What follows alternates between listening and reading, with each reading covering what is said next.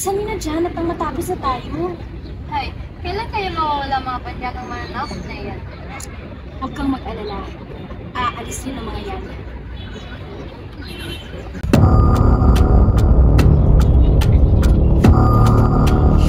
Nandito kami sa ngalan ng Espanya upang kolektahin ang iyong buwis sa nakalipas na buwan. At bakit naman kami ang magbabayad sa inyo? Kami kaya ang nagpapakahirap na maghanap ng kainito. Hindi niyo kami pag-aari kaya wala kayong karapatan upang diktahan kami. Magdahan-dahan lang sa pananalita mo, inyo, baka nakakalimutan mo na sa ilalim ka ng pamumuno ng hari ng Espanya. Kaya kung ayaw niyong masaktan, sumunod na lang kayo sa aming nais. Sumunod na lang kayo para hindi kayo masaktan. Tawan niyo kami! Sumunod na lang kayo! Patuloy ang pang-aapi ng mga Kastila sa mga Pilipino at ito ang nag-udyot sa mga Indio na mag-alsa laban sa mga dayuhan. Handa na ba ang lahat para sa darating na pagtitipon? Handa na po ang lahat, Kapitan. Ang sulat para kay Padre Zamora. Napadala na ba? Ipapadala ko na po ngayon mismo.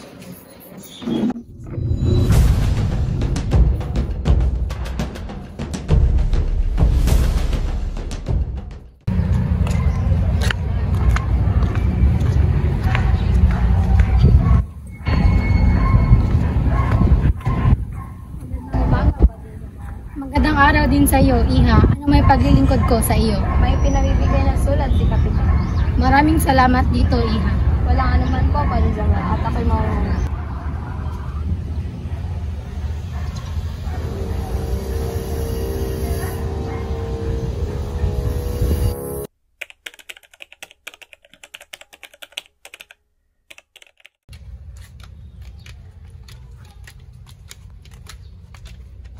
Buenos dias, Padre Zamora. Magandang araw din sa inyo. Tuloy kayo.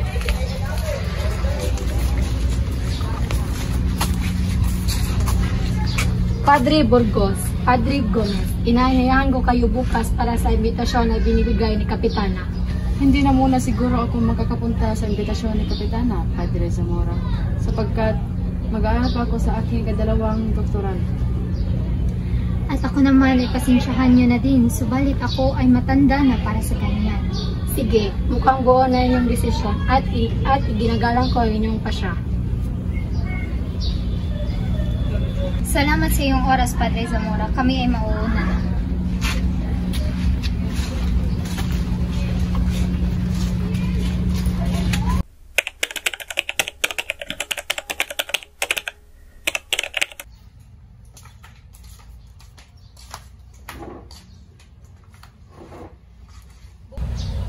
Bukas ay makakamit na rin natin muli ang ating inaasam-asam na kalayaan.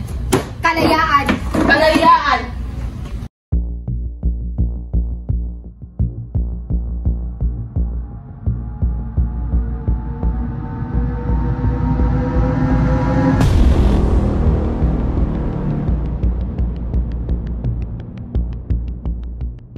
Ganun ba? At talagang may plano pa ang mga paslubang. Sige, malis ka. Makinig kayong lahat sa akin. Bukas ay lulusubin tayo ng hari. At gusto kong ihandaan niyo ang iyong sarili. Huwag niyong hayaan na may matirang buhay sa kanila. Naintindihan? Masusunod po.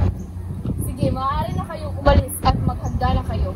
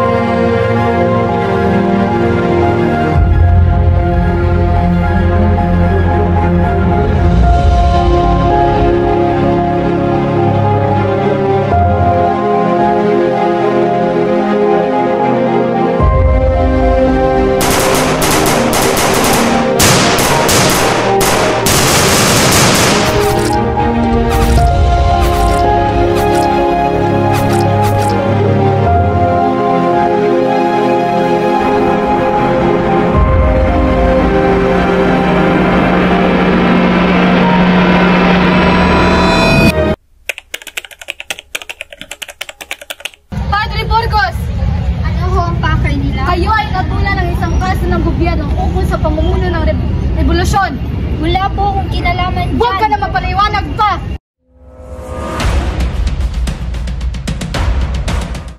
Paano nila napatunayan na tayo ay makasasala?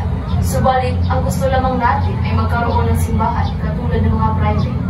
Hindi ito maaari. Dapat natin ipaglaban ang ating mga karapatan. Tayo ay napagbintangan lamang. Jacinto Zamora, Mariano Gomez, kayo ay hinatulan ng Espanyang isang sala. Dapat kayo sumama sa amin.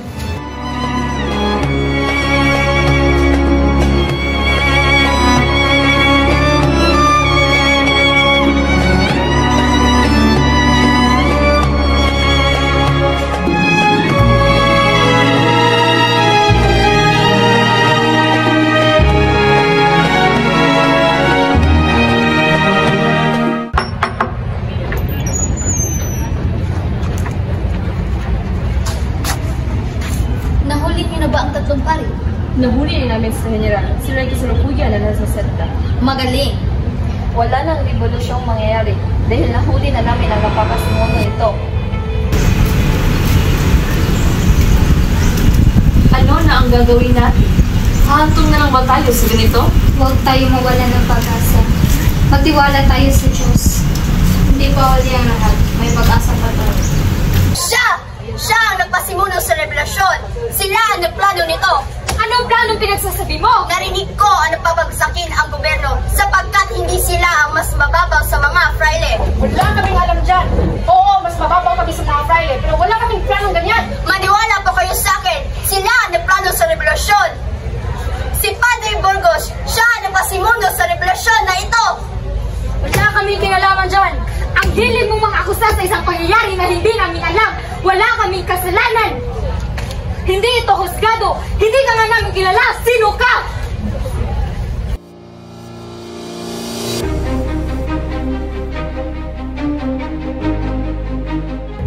Masakit mag-isipin na nahantong tayo sa ganito. Tanggap mo na pa yung kapalaran, Padre? Masakit mag-isipin, pero mas masakit para kay Jacinto ito. Hindi ko yata natanggap, Padre, na ganito ang kakahantungan natin. Tama siguro ang sinabi ng aking estudyante na si Bensamino, na ang mga Pilipino ay kinisiyahan ng kamalasan.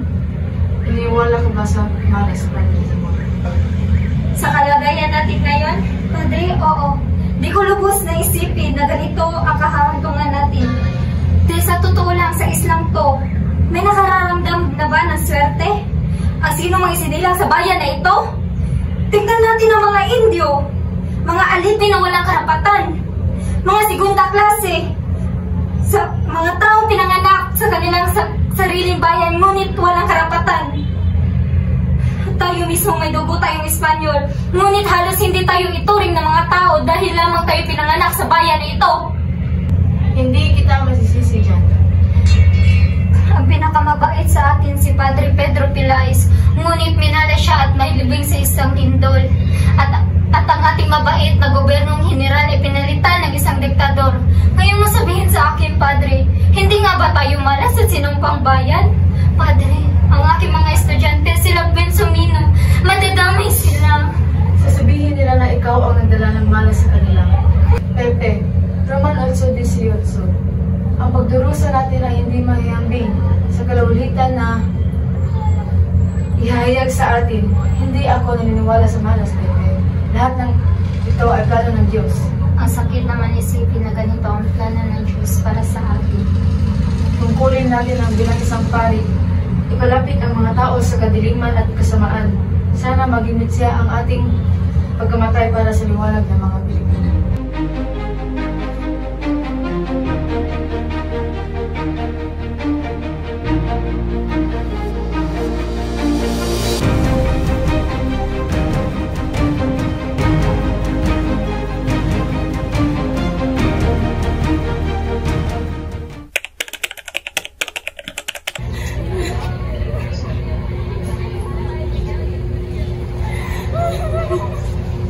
Ako sana ay patawarin yung Padre.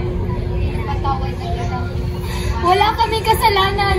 Kami ay napabintangan lamang. Wala silang kasalanan. Tingnan niyo yan. Ganito na lang ba talaga ang mundo? Wala na ba talagang hustisya?